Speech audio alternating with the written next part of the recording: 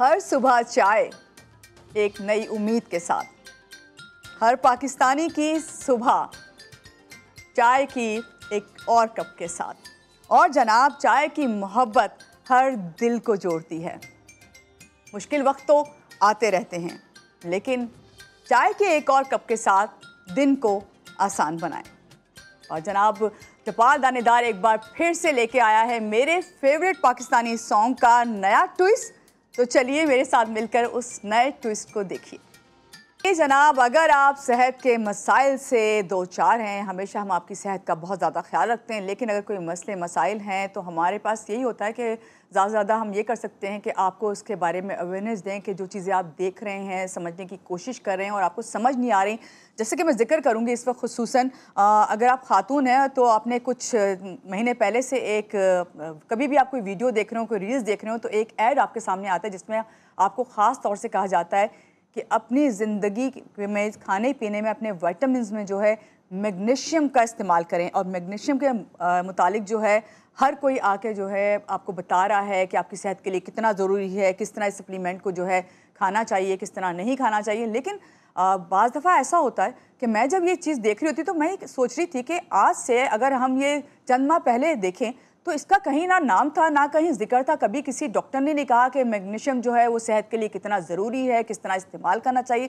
आखिर क्या वजह है, इसको हम क्या कुदरती तौर पे किसी ग़िज़ा से हासिल कर सकते हैं या नहीं, इसके बारे में भी जानेंगे। तो जो आज हमारी गेस्ट हैं, पहले मैं चाहूँगी उनसे आपका तारुफ करवाऊँ। हमारे साथ इस वक्त मौजूद हैं अरीज हारून साहिबा, न्यूट्रिशनिस्ट हैं, आपको मालूम है, और आती हैं जब भी तो बहुत ज़्यादा हमें अवेयर करके जाती हैं। तो आज हम इनसे मैग्नीशियम ग्लाइसिनेट, आई थिंक यही नाम ले रहे होते हैं सब, शायद मैंने सही बोल दिया हो, लेकिन अरीज से पूछते हैं। अस्सलाम वालेकुम अरीज, कैसे हैं आप? अल्लाह ठीक है, आप कैसे हो? बहुत अच्छी। और आपको देख के और ज़्यादा अच्छी हो जाती हूँ कि मैं समझती हूँ कि जो चीज़ें वाकई मुझे नहीं समझ आ रही है तो आम लोग जो देख रहे हैं और जो वीडियो देख के कोई चीज़ ले लें तो वो उनके लिए फ़ायदेमंद है या नहीं, हर चीज़ को ज़रूरत है भी या नहीं। पहले तो ये बताएं कि ये है क्या? देखो, मैग्नीशियम जो है ना बेसिकली मिनरल है। हमारे पास दो चीज़ें होती हैं जो हम माइक्रो न्यूट्रिएंट्स के तौर पे लेते हैं, यानी कि एक तो बेसिकली प्रोटीन, कार्ब्स, फैट्स का सबको पता है, उसके अलावा वाइटामिन्स होती हैं और मिनरल्स होते हैं जो चीज़ें ज़रूरी होती हैं। मैं पेशेंट्स को अपने इस तरह समझाती हूँ कि अगर आपके पास अगर एक बिल्डिंग है तो आपने ब्लॉक्स लगा दिए, वो हमारे हो गए प्रोटीन, फैट्स एंड कार्ब्स। अब उनको आपने स्ट्रेंथन कैसे करना है कि वो मजबूत हों, उसमें आप सीमेंट लगाते हो, कोई ग्लू इंग्रेडिएंट लगाते हो, तो वो होते हैं मिनरल्स और वाइटामिन्स।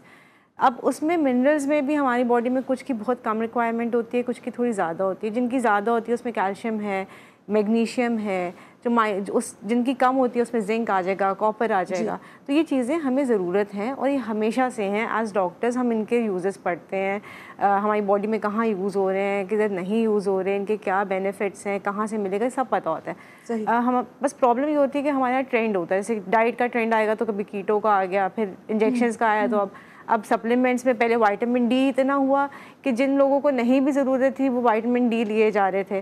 ठीक है, नीड है, हमारी डेफिशिएंसीज भी होती है। Similar is for magnesium. Magnesium को डॉक्टर्स अलग से इसलिए हाईलाइट नहीं करते क्योंकि नेचुरल सोर्सेज बहुत अच्छी हैं। आप अगर किसी भी नेचुरल सोर्सेज यानी कि कोई भी सब्ज़ी, फ्रूट आप उठाएंगे, कोई मीट उठाएंगे, उसमें आपको मैग्नीशियम मिलेगा। नहीं, आप लिटरली ये कह सकते हैं कि कोई ऐसी चीज़ नहीं है जिसमें मैग्नीशियम नहीं होगा। तो जो प्रोसेस्ड होते हैं फूड्स उनमें नहीं होगा, लेकिन नेचुरली अल्लाह ने हर चीज़ में मैग्नीशियम ऐड किया हुआ है। तो उसको आपकी बॉडी की रिक्वायरमेंट वो पूरी कर देता है। अगर आप बैलेंस डाइट लेते हैं, कोई इशू नहीं है किसी को, तो उसको मिल जाएगा। जैसे किसी को गैस्ट्रिक इश्यूज़ हैं या कोई अल्सर्स हैं या कोई ऐसी मेडिसिन खाते हैं जिसमें एब्जॉर्प्शन फूड की ख़राब होती है, तो उनको नहीं मिलेगा। अदरवाइज सबको नेचुरली मिल जाता है मैग्नीशियम। दूसरा, जो भी हम मल्टीविटामिन्स लेते हैं जिनमें बहुत सारी, जैसे इसमें बी कॉम्प्लेक्स भी डाला होगा और मिनरल्स भी होंगे, तो उनमें मैग्नीशियम एडेड होती है पहले से।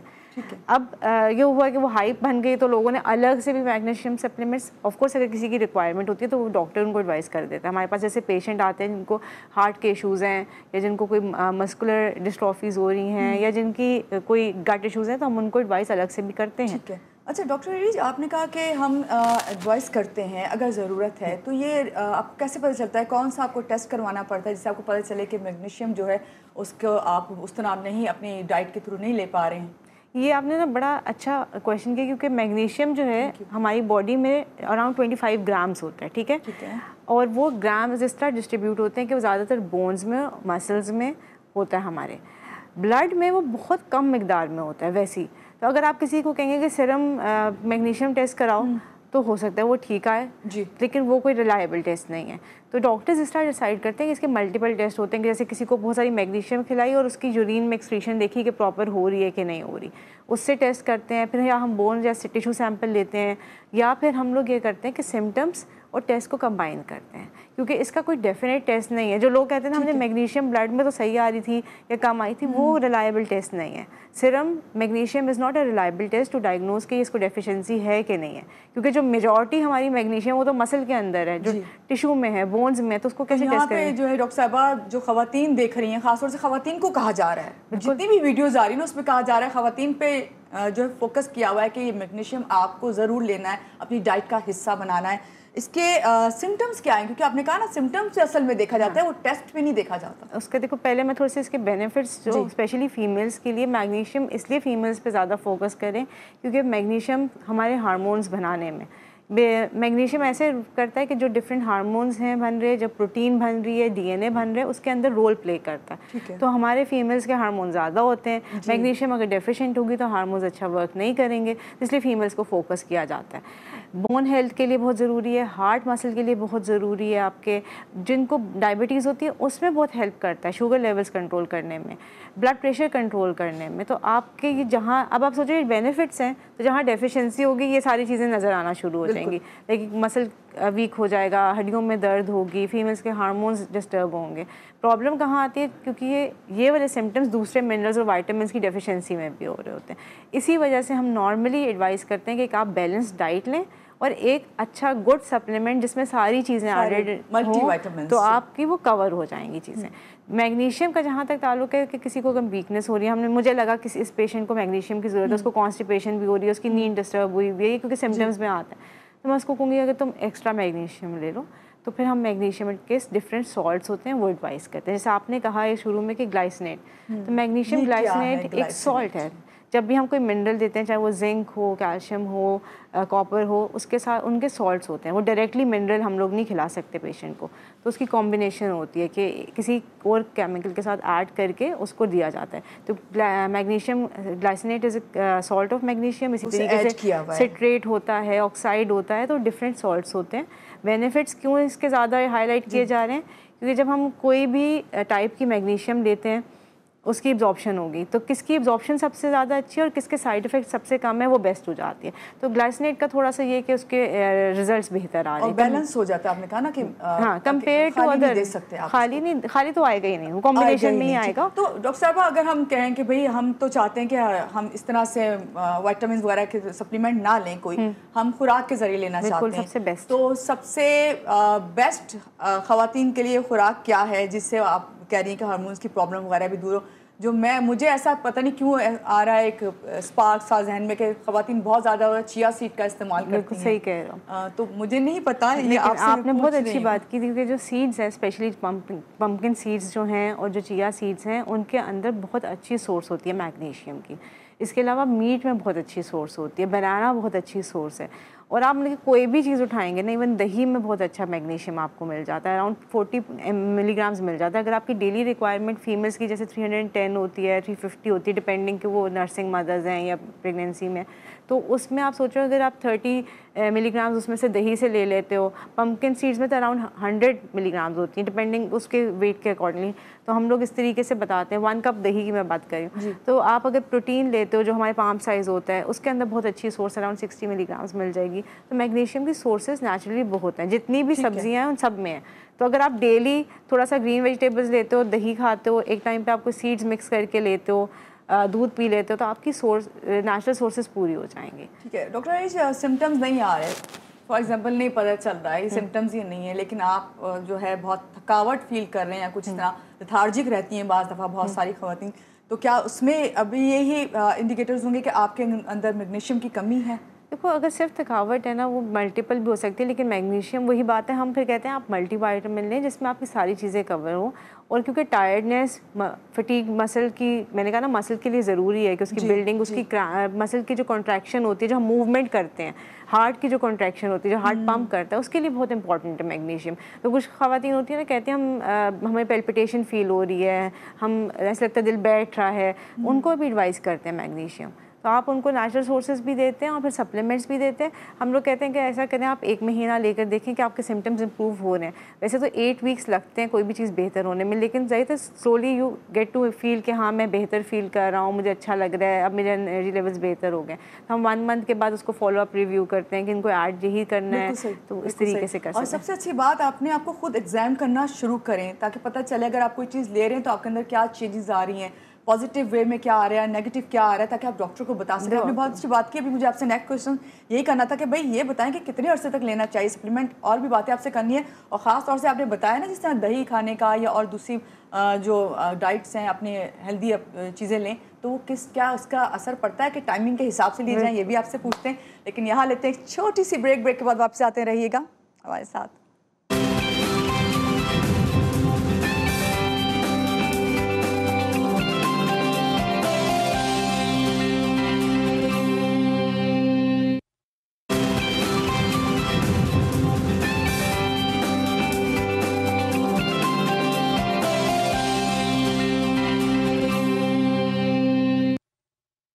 जी, ब्रेक से आ गए वापस। आपको कहेंगे एक बार फिर से खुश आमदीद एंड सुबह खैर। डॉक्टर अरीज हमारे साथ हैं। मैग्नीशियम ग्लाइसिनेट की बात हो रही थी कि किस तरह हमें लेना चाहिए, कितनी हमारी रिक्वायरमेंट्स हैं उसके मुताबिक लें या ना लें। डॉक्टर अरीज, बात यहाँ पे करूँगी, क्या सप्लीमेंट्स जो हैं मैग्नीशियम ग्लाइसिनेट के अगर हम लेते हैं तो वो हमारी बॉडी में अगर कमी है तो उसको पूरा कर देंगे, और कर देंगे तो भाई कितने अरसे तक हमें लेना है, ये मैं आपसे जानना चाह रही थी। देखो, डेफिशिएंसी जब होती है तो तभी सप्लीमेंट्स एडवाइस किए जाते हैं, वरना नीड नहीं है सप्लीमेंट की ना। ठीक है। अगर डेफिशिएंसी उसको कवर करने के लिए आप एडवाइस करते हैं, ऑफ कोर्स वो पूरा करते हैं। लेकिन सप्लीमेंट लेने का एक चीज़ होती है कि सप्लीमेंट आप लेकर अगर बहुत ज़्यादा आपको सिम्टम्स हैं, बहुत डेफिशिएंसी फील हो रही है, तो 8 वीक्स लें, फिर थोड़ी सी ब्रेक दें, फिर आप देखें कितना बेहतर फील कर रहे हैं और आप डाइट के थ्रू उसको बैलेंस कर सकते हैं कि नहीं कर सकते। और अगर लगता है कि नहीं तो फिर आप और लेने कंटिन्यू करें, वरना नहीं कंटिन्यू करें। मैग्नीशियम है, ये जितने भी मिनरल्स हैं इनकी, और स्पेशली फैट सॉल्युबल विटामिन्स की आपकी बॉडी में स्टोर होते हैं। तो अगर आपने एक्सेस, देखो डाइट का ये है, अल्लाह ताला ने नेचुरली जो चीज़ रखी ना उसका कोई ना कोई बेनिफिट हर जगह मिलता है। तो आपने अगर वो ली तो नहीं नीड होगी मैग्नीशियम एक्स्ट्रा, किडनी के थ्रू यूरिन में एक्सक्रीट हो जाती है। लेकिन जो आप सप्लीमेंट लेंगे वो एब्जॉर्ब होगा, वो एक्सक्रीट नहीं होगा किडनी के थ्रू, तो उसके वो बिल्डअप होगा और वो फिर ज़्यादा जो ज़्यादती किसी भी चीज़ की अच्छी नहीं होती। डॉक्टर अरीज, एक कॉलर ने सवाल पूछा है कि यूरिक एसिड अगर बढ़ गया है तो उसके लिए वो क्या इस्तेमाल करें? अच्छा देखो, यूरिक एसिड का अभी लेटेस्ट ये है कि अगर यूरिक एसिड बढ़ गया है और सिम्टम्स आ रहे हैं तो आपको मेडिसिन तो लेनी पड़ती है, ठीक है। उसमें चीज़ें हम लोग कुछ कट डाउन करते हैं।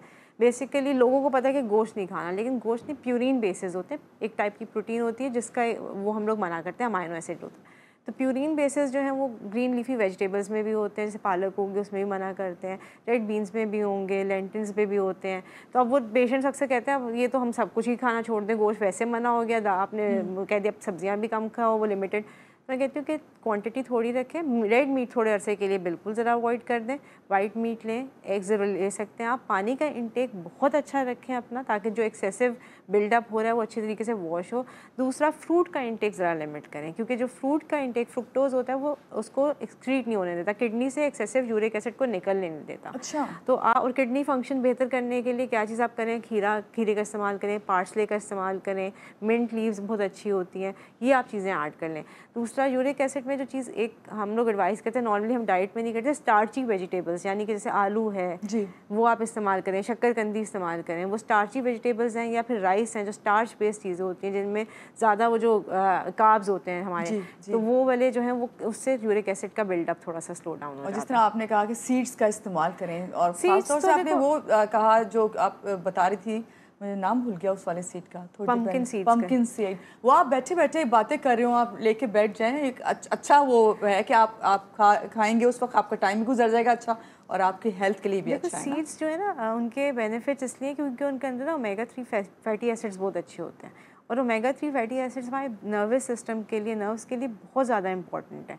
और जितनी हमारी नर्व स्ट्रॉन्ग होंगे उतना हम फंक्शन अच्छा करेंगे। जी, ब्रेक से पहले आप बात कर रही थी दही का इस्तेमाल करने का, और दही का मैं आपसे पूछ रही थी कि राइट टाइम क्या है। दूसरी कि कैल्शियम की कमी, अक्सर ख़वातीन बच्चे दूध से घबराते हैं, दूध नहीं लेते हैं, तो ऐसे में क्या हम दही का या फिर चीज़ का इस्तेमाल अगर बच्चे करना चाहें तो कर सकते हैं, वो कमी पूरी हो जाएगी हमारी? बिल्कुल। देखो, एक तो कैल्शियम की पहली ये बात कि कैल्शियम हमारी बोन्स के लिए बहुत ज़्यादा इंपॉर्टेंट है, ये सबको पता है, ठीक है।